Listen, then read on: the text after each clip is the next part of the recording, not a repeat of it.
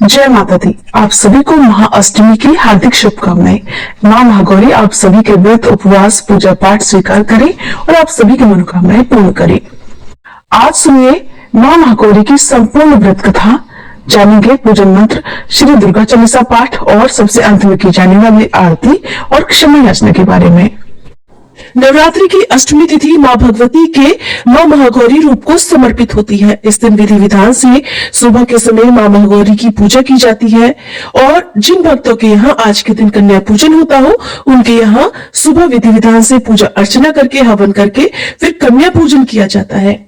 और जिन भी भक्तों के यहाँ नवमी तिथि को कन्या पूजन किया जाता है, वहां पर अष्टमी तिथि के दिन भी सारा दिन और सारी रात उपवास रखा जाता है। ये बात तो आप सभी जानते होंगे कि देवी पार्वती एक बार भगवान शिव से नाराज हो गई थी, क्योंकि भगवान शिव ने हास परिहास में उन्हें काली कलुटी कह दिया था। और उसके बाद देवी पार्वती ने बहुत कठिन तपस्या की और उन्होंने ये कठिन तपस्या श्री ब्रह्मा जी से वरदान पाने के लिए की थी। तब जाकर ब्रह्मा जी से मिले वरदान के बाद उनका जो वर्ण था वो अत्यंत गौर हो गया, जिसकी बात से वो महागौरी के नाम से विख्यात हुई। आप देवी पार्वती की जो माँ महागौरी के रूप की कथा सुनते हैं, आपने बहुत बार सुनी होगी, लेकिन वो सारी कथाएं बहुत ही संक्षेप में होती हैं और जो विस्तार पूर्वक कथा है वो आपको केवल शिव महापुराण कथा में सुनने को मिलेगी, जिसमें से विस्तार पूर्वक कथा आज मैं आपको सुनाने वाली हूँ। कृपया आप आज की इस कथा को जरूर सुनिएगा। इसके बाद आप मुझे कमेंट करके बताइएगा कि ये वीडियो आपको कैसी लगी। पौराणिक कथा के अनुसार शुंभ और निशुंभ नाम के दो दैत्य उत्पन्न हुए। वे परस्पर भाई थे। उनके तपोबल से प्रभावित होकर परमेश्वर ब्रह्मा जी ने उन दोनों भाइयों को ये वरदान दिया था कि इस जगत के किसी भी पुरुष से तुम मारे नहीं जा सकोगे। तब उन दोनों ने श्री ब्रह्मा जी से प्रार्थना की कि पार्वती जी के अंश से उत्पन्न जो अयोनिजा कन्या उत्पन्न हो, जिसे पुरुष का स्पर्श और रति नहीं प्राप्त हुई हो और जो अलंघ्य पराक्रम से संपन्न हो, उसके प्रति काम भाव से पीड़ित होने पर हम युद्ध में उसी के हाथों मारे जाएं। और उनकी इस प्रार्थना पर श्री ब्रह्मा जी ने तथास्तु कहकर उन्हें भी वरदान दे दिया। तभी से युद्ध में देवराज इंद्र आदि देवताओं को जीतकर उन दोनों दैत्यों ने जगत को अनीति पूर्वक वेदों के स्वाध्याय से रहित कर दिया। तब ब्रह्मा जी ने उन दोनों के वध के लिए एक बार भगवान शिव से प्रार्थना की।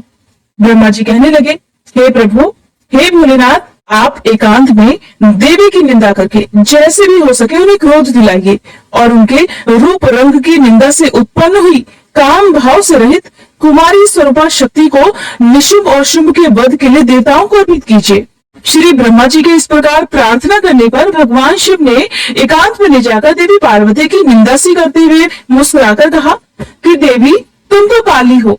तब सुंदर वर्ण वाली देवी पार्वती अपने श्याम वर्ण के कारण ये आक्षेप सुनकर बड़ी क्रोधित हो गई और भोलेनाथ से मुस्कुराकर समाधान रहित वाणी में बोली कि प्रभु, अगर मेरे इस काले रंग पर आपका बिल्कुल भी प्रेम नहीं है तो इतने लंबे समय से आप अपनी शिक्षा का दमन क्यों करते रहे? कोई स्त्री कितनी सर्वांग सुंदरी क्यों ना हो, अगर पति का उसके प्रति प्रेम ना हुआ तो अन्य समस्त गुणों के साथ उसका तो जन्म लेना ही व्यर्थ हो जाता है। और आपने मेरे जिस रूप रंग की निंदा की है, जिस रूप रंग की इस एकांत में निंदा की है, अब मैं उस वर्ण को त्याग कर दूसरा वर्ण ग्रहण करूंगी या फिर मैं स्वयं ही मिट जाऊंगी। ऐसा कहकर देवी पार्वती शैया से उठकर खड़ी हो गई और तपस्या के लिए दृढ़ निश्चय करके गदगद कंठ से जाने की आज्ञा मांगने लगी। इस प्रकार प्रेम भंग होने से भयभीत होकर भोलेनाथ स्वयं भगवानी को प्रणाम करते हुए बोले कि हे प्रिय, मैंने तो हास परिहास में आपसे ये बात कह दी थी। मेरे इस अभिप्राय को न जानकर तुम कुपित क्यों हो गई हो? अगर आपका मुझ पर प्रेम नहीं होगा तो बताओ मेरा किस पर हो सकता है? तुम इस जगत की माता हो और मैं पिता हूँ, मैं अधिपति भी हूँ, फिर तुम पर मेरा प्रेम ना होना भला कैसे संभव हो सकता है? हम दोनों का वह प्रेम भी या कामदेव की प्रेरणा से हुआ है? बिल्कुल नहीं, क्योंकि कामदेव की उत्पत्ति से पहले ही जगत की उत्पत्ति हुई है और कामदेव की सृष्टि तो मैंने साधारण लोगों की रति करने के लिए की है। कामदेव मुझे साधारण देवता के समान मानकर मेरा कुछ तिरस्कार करने लगा था, इसलिए मैंने उसे भस्म कर दिया और हम दोनों का ये लीला विहार भी जगत की रक्षा करने के लिए ही है। अतः उसी के लिए आज मैंने तुम्हारे प्रति ये परिहास पूर्वक बातें कह दी और मेरे इस कथन की सत्यता कि मैंने तुम्हें काली कलुटी क्यों कहा, जल्द ही तुम्हें पता चल जाएगी। तब देवी कहने लगी, हे भगवान, पति के प्यार से वंचित होने पर जो नारी अपने प्राणों का भी परित्याग नहीं कर देती, वह कुलांगना और शुभ लक्षणा होने पर भी सत्पुरुषों द्वारा निंदित ही समझी जाती है। मेरा शरीर गौरवर्ण का नहीं, इस बात को लेकर आपको बड़ा दुख होता है। नहीं तो क्रीड़ा में या परिहास में भी आप मुझे इस प्रकार काली कलूटी क्यों कहते?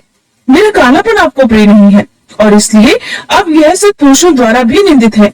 अब तपस्या द्वारा इसका त्याग किए बिना मैं यहाँ रह ही नहीं सकती। देवी को क्रोधित हुआ देखकर भगवान शिव बोले, देवी, अगर अपनी शांता को लेकर तुम्हें इस प्रकार दुख हो रहा है तो इसके लिए तुम्हें तपस्या करने की भला क्या आवश्यकता है? तुम मेरी या अपनी इच्छा मात्र से दूसरे वर्ण की हो जाओ। तो देवी कहने लगी, प्रभु, मैं आपसे अपने रंग का परिवर्तन नहीं चाहती और खुद भी इसे बदलने का संकल्प नहीं ले सकती। अब तो तपस्या द्वारा श्री ब्रह्मा जी की आराधना करके ही मैं शीघ्र गौरी हो जाऊंगी। अब भगवान शिव देवी को समझाते हुए कहने लगे, महादेवी, पूर्व काल में मेरी ही कृपा से तो ब्रह्मा जी को भी ब्रह्म पद की प्राप्ति हुई थी, इसलिए तपस्या द्वारा तुम उन्हें बुलाकर फिर क्या करोगी? तो देवी कहने लगी, भोलेनाथ, इसमें संदेह नहीं कि ब्रह्मादि समस्त देवताओं को आपसे ही उत्तम पदों की प्राप्ति हुई है, फिर भी आपकी आज्ञा पाकर अब मैं तपस्या द्वारा ब्रह्मा जी की आराधना करके ही अपनी मनवांचित इच्छा पूर्ण करना चाहती हूँ। देवी के ऐसा कहने पर भगवान शिव मुस्कुराते हुए से मौन हो गए। देवताओं का कार्य सिद्ध करने की इच्छा से ही उन्होंने देवी को रोकने के लिए बिल्कुल हट भी नहीं किया। फिर पतिव्रता देवी पार्वती पति भगवान शिव की परिक्रमा करके उनके वियोग से होने वाले दुख को किसी तरह रोककर हिमालय पर्वत पर चली गईं। उन्होंने पहले सखियों के साथ जिस स्थान पर कठिन तपस्या की थी, उस स्थान से उनका विशेष प्रेम हो गया था, इसलिए इस बार भी उन्होंने उसी स्थान को तपस्या के लिए चुना। अब देवी कठिन तपस्या में लीन रहने लगी। इस तरह तपस्या करते करते जब बहुत समय बीत गया, तब एक दिन बहुत बड़ा व्याघ्र वहां उनके आसपास देखा गया। आया तो वह देवी को खाने के लिए था, लेकिन देवी पार्वती के नजदीक आते ही उस दुरात्मा का शरीर स्थिर हो गया, वह जड़ हो गया, एक जगह पर खड़ा रह गया, हिल डुल भी नहीं सका। देवी पार्वती ने भी देखा कि एक भूखा व्याघ्र उन्हें खाने की इच्छा से उनके सामने खड़ा हुआ है, लेकिन ये सब देखकर भी देवी बिल्कुल विचलित नहीं हुई, बल्कि वह पहले की तरह ही तपस्या में लीन रह गई। उधर उस व्याघ्र के सारे अंग अकड़ गए और भूख से वह अत्यंत पीड़ित हो रहा था। ये सोचकर कि यही मेरा भोजन है, वो लगातार देवी की तरफ ही देख रहा था। देवी के सामने खड़ा खड़ा वह व्याघ्र उनकी उपासना सी करने लगा। इधर देवी के मन में सदा यही भाव आता कि ये व्याघ्र तो मेरा उपासक है और हो न हो यहाँ के दुष्ट वन जंतुओं से रक्षा करने के लिए यहाँ पर आया है। ये सोचकर वे उस पर कृपा करने लगी। उन्हीं की कृपा से उस व्याघ्र के तीनों प्रकार के मल तत्काल नष्ट हो गए। फिर तो उस व्याघ्र को सहसा देवी के स्वरूप का बोध हुआ, उसकी भूख मिट गई और उसके अंगों की जड़ता भी दूर हो गई, साथ ही उसकी जन्मसिद्ध दुष्टता भी नष्ट हो गई और उसे निरंतर तृप्ति बने रहने लगी। अब वह देवी के आसपास आने वाले दुष्ट वन जंतुओं को खदेड़ता हुआ उस तपोवन में विचरने लगा। इधर तपस्या में लीन देवी की तपस्या बढ़ी और तीव्र से तीव्रतर होती गई। उनकी इस कठिन तपस्या से प्रसन्न होकर श्री ब्रह्मा जी वहां पधारे। देवी ने उनके योग्य अर्घ देकर उनका स्वागत सत्कार किया। बदले में उनका भी सत्कार और अभिनंदन करके ब्रह्मा जी अनजान की तरह देवी की तपस्या करने का कारण पूछने लगे। बल्कि सब श्री ब्रह्मा जी ने ही तो भोलेनाथ को ऐसा करने के लिए कहा था। जब अनजान की तरह श्री ब्रह्मा जी पूछने लगे तो देवी कहने लगी, हे ब्रह्मा जी, मेरे शरीर में जो ये कालापन है, इसे सात्विक विधि से त्याग कर मैं गौर वर्णा होना चाहती हूँ। तो ब्रह्मा जी बोले, देवी, बस इतने ही प्रयोजन के लिए आपने इतनी कठिन तपस्या की, ऐसा क्यों किया? क्या इसके लिए आपकी इच्छा मात्र ही पर्याप्त नहीं थी, या फिर आपकी यही एक कोई लीला है? अगर आपकी ये भी कोई लीला है तो आप इसके द्वारा मेरे एक अभीष्ट फल की भी सिद्धि कर दीजिए। देवी, निशुंभ और शुंभ नामक दो दैत्य हैं, उन्हें मैंने वरदान दे रखा है। इससे उनका घमंड बहुत बढ़ गया है और वे देवताओं को सता रहे हैं। उन दोनों को आपके ही हाथ से मारे जाने का वरदान प्राप्त हुआ है, इसलिए अब देर करने से कोई लाभ नहीं। अब आप क्षण भर के लिए सुस्थिर हो जाइए। आपके द्वारा जो शक्ति रची या छोड़ी जाएगी, वही उन दोनों के लिए मृत्यु हो जाएगी। ब्रह्मा जी की इस प्रकार प्रार्थना करने पर गिरिराज कुमारी देवी पार्वती सहसा अपनी काली त्वचा के आवरण को उतारकर गौर वर्णा हो गई। काली त्वचा में आवरण रूप से त्यागी गई जो उनकी शक्ति थी, उसका नाम कौशिकी हुआ और वह काले मेघ के समान कांति वाली कृष्ण वर्णा कन्या हो गई। देवी की वह मायामयी शक्ति ही योग निद्रा और वैष्णवी कहलाती है। उनकी 8 बड़ी बड़ी भुजाएं थी, जिसमें उन्होंने शंख, चक्र और त्रिशूल आदि आयुध धारण कर रखे थे। फिर देवी ने अपनी सनातन शक्ति को श्री ब्रह्मा जी के हाथ में दे दिया और वही देवी शुंभ और निशुंभ का वध करने वाली हुई। तब ब्रह्मा जी ने देवी को सवारी के लिए प्रबल सिंह प्रदान किया, जो कि उनके साथ ही आया था। उस देवी के रहने के लिए श्री ब्रह्मा जी ने विंध्यगिरि पर वास स्थान दिया और वहां नाना प्रकार के उपचारों से उनकी पूजा की। फिर देवी ने श्री ब्रह्मा जी से उस व्याघ्र के लिए भी प्रार्थना की और कहा कि हे ब्रह्मा जी, ये व्याघ्र अब मेरी शरण में आ गया है, इसलिए अब मैं इसका त्याग नहीं कर सकती, इसलिए अब इस व्याघ्र को भी मेरे साथ रहने की आज्ञा प्रदान करें। अब देवी गौर वर्ण धारण करके अपने पति के पास अर्थात कैलाश पर्वत की ओर वापस चल दी। भोलेनाथ के पास पहुंचकर देवी ने उनसे कहा कि देव, ये व्याघ्र मैं आपके लिए भेंट लाई हूँ, आप इसे देखिए। इसके समान मैं उपासक दूसरा कोई नहीं, और इसने दुष्ट जंतुओं के समूह से तपोवन में मेरी रक्षा की थी, और ये तो मेरा अनन्य भक्त है। और जरा देखिए तो, मेरी प्रसन्नता के लिए ये अपना देश छोड़कर भी यहाँ आ गया है। महेश्वर, अगर आपको मेरे आने से यहाँ प्रसन्नता हुई है और अगर आप मुझसे अत्यंत प्रेम करते हैं, तो मैं चाहती हूँ कि ये व्याघ्र नंदी की आज्ञा से मेरे अंतःपुर के द्वार पर अन्य रक्षकों के साथ रहकर उन्हीं के चिन्ह धारण करके सदा स्थिर रहे। जब भगवान शिव ने कहा कि देवी, मैं अत्यंत प्रसन्न हूँ, फिर तो ऐसा कहते ही वह व्याघ्र उसी क्षण लचकती हुई स्वर्ण जटित वेद की छड़ी, रत्नों से जटित विचित्र कवच, सर्प की सी आकृति वाली छुरी और रक्षकोचित वेश धारण करके गणाध्यक्ष के पद पर प्रतिष्ठित दिखाई दिया। उसने उमा सहित महादेव और नंदी को भी आनंदित किया था, इसलिए वे व्याघ्र सोम नंदी नाम से विख्यात हुआ। जय माता दी। ये थी माँ महागौरी की विस्तार पूर्वक कथा। आइए अब जानते हैं माँ महागौरी के विशेष पूजन मंत्रों और आरती के बारे में। माँ महागौरी का पूजा मंत्र। ओम देवी महागौर्ये नमः। प्रार्थना। श्वेते वृषे समारूढ़ा श्वेतांबर धरा शुचिः महागौरी शुभम दद्यान महादेव प्रमोददा। स्तुति मंत्र। या देवी सर्वभूतेषु माँ महागौरी रूपेण संस्थिता नमस्तस्यै नमस्तस्यै नमस्तस्यै नमो नमः। श्री दुर्गा चालीसा। नमो नमो दुर्गे सुख करनी, नमो नमो अम्बे दुख हरनी, निरंकार है ज्योति तुम्हारी, तीनों लोक फैली उजियारी। शशि ललाट मुख महाविशाला, नेत्र लाल प्रकृति विकराला, रूप मातु को अधिक सुहावे, दर्श करत जन अति सुख पावे। तुम संसार शक्ति लय कीना, पालन हेतु अन्न धन दीना, अन्नपूर्णा हुई जगपाला, तुम ही आदि सुंदरी बाला। प्रलय काल सब नाशनहारी, तुम गौरी शिव शंकर प्यारी। शिव योगी तुम्हारे गुण गावे, ब्रह्मा विष्णु तुम्हें नित ध्यावे। रूप सरस्वती को तुम धारा, दे सुबुद्धि ऋषि मुनि में उबारा। धर्यो रूप नरसिंह को अम्बा, प्रकट भई फाड़ कर खंबा। रक्षा करी प्रहलाद बचायो, हिरण्याकुश को स्वर्ग पठायो। लक्ष्मी रूप धरो जग माही, श्री नारायण अंग समाही। क्षीर सिंधु में करत विलासा, दया सिंधु दीजे मन आसा।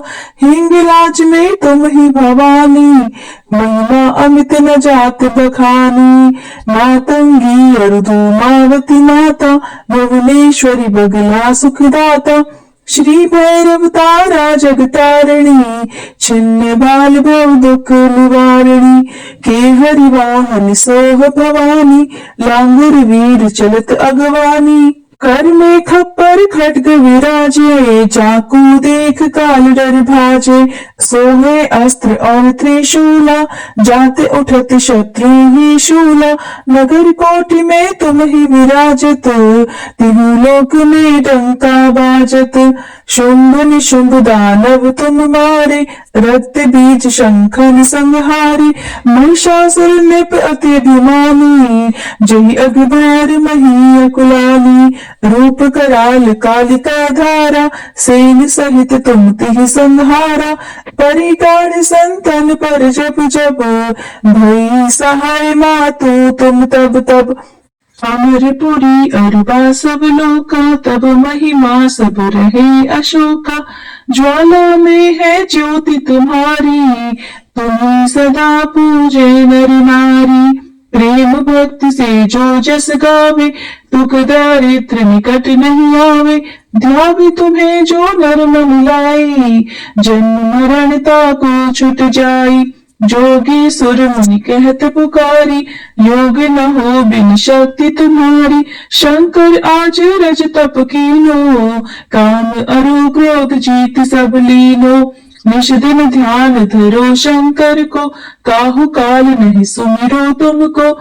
शक्ति रूप को मर्म न पायो, शक्ति गई तब मन पछतायो।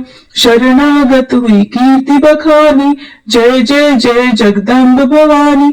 भई प्रसन्न आदि जगदम्बा, दई शक्ति नहीं कीन विलंबा। मोको मातु कष्ट अति घेरो, तुम बिन कौन हरे दुख मेरो। आशा तृष्णा निपट सतावे, मोह मदादिक सब विनिशावे। शत्रु नाश की जय महारानी, सुमिरो एक चित तुम्हें भवानी। करो कृपा है मातु दयाला, रिद्धि सिद्धि दे कर हुनिहाला। जब लग जीव दया फल पाओ, तुमरो यश में सदा सुनाओ। दुर्गा चालीसा जो कोई गावे, सब सुख भोग परम पद पावे। श्री दुर्गा चालीसा समाप्त। माँ की आरती। ओम जय जय महागौरी, मैया जय जय महागौरी। निश दिन ध्यावत तुमको, हरि ब्रह्मा शिव जी। जय जय महागौरी। डमरु त्रिशूल धारिणी, पापों का नाश करे। वृषभ वाहन पर विराजे, माँ कल्याण करे। ओम जय जय महागौरी। श्वेत वस्त्र माता का छवि है मन भावन। सच्चे मन से पुकारो, मैया देगी दर्शन। ओम जय जय महागौरी। गौर वर्ण मैया का साधक रहे प्रसन्न। श्रद्धा पुष्प चढ़ाओ, पावन कर दो मन। ओम जय जय महागौरी। अष्टमी नवरात्र में पूजा माँ की करो। माँ विपदा है मिटाती, माँ का ध्यान धरो। ओम जय जय महागौरी। अवतार लियो दक्ष के घर में, लीला निराली की। शिव बैरागी खोए, मोहिनी थी डाली। ओम जय जय महागौरी। शरणागत की रक्षक माता भवानी तुम। सुन लो माता अर्जी, आए द्वार तुम्हारे हम। ओम जय जय महागौरी। मंदिर में माँ तेरे सदा ही सुख बरसे। अन्न धन सब माँ पावे, अपूर्ण नर न रहे। ओम जय जय महागौरी। माँ महागौरी की आरती जो जन नित गावे। भव सिंधु से तरे वो, दुख सब मिट जावे। ओम जय जय महागौरी। ओम जय जय महागौरी। मैया जय जय महागौरी। निश दिन ध्यावत तुमको, हरि ब्रह्मा शिव जी। ओम जय जय महागौरी। मैया जय जय महागौरी। क्षमा याचना। हे परमेश्वरी, मेरे द्वारा रात दिन सहस्त्रों अपराध होते रहते हैं। अपनी भक्त समझकर मेरे उन अपराधों को आप कृपा पूर्वक क्षमा करो। हे परमेश्वरी, मैं आवाहन करना नहीं जानती, विसर्जन करना नहीं जानती तथा पूजा करने का ढंग भी नहीं जानती, क्षमा करो। हे देवी, हे सुरेश्वरी, मैंने जो मंत्रहीन, क्रियाहीन और भक्तिहीन पूजन किया है वह सब आपकी कृपा से पूर्ण हो। सैकड़ों अपराध करके भी जो आपकी शरण में जय जगदम्बे कहकर पुकारता है उसे वह गति प्राप्त होती है जो ब्रह्मादि देवताओं के लिए भी सुलभ नहीं है। हे जगदम्बिके, मैं अपराधी हूँ किंतु आपकी शरण में आई हूँ। इस समय दया की पात्र हूँ, आप जैसा चाहे वैसा करो। देवी परमेश्वरी, अज्ञान से, भूल से अथवा बुद्धि भ्रम होने के कारण मैंने जो कुछ भी कम या अधिक कर दिया हो वह सब क्षमा करो और प्रसन्न हो। हे सच्चिदानंद स्वरूपी परमेश्वरी, हे जगन्माता कामेश्वरी, आप प्रेम पूर्वक मेरी यह पूजा स्वीकार करो और मुझ पर प्रसन्न रहो। देवी सुरेश्वरी, आप गोपनीय से भी गोपनीय वस्तुओं की रक्षा करने वाली हो। मेरी पूजा को ग्रहण करो और आपकी कृपा से मुझे सिद्धि की प्राप्ति हो। उम्मीद है आज की ये वीडियो आपको पसंद आई होगी।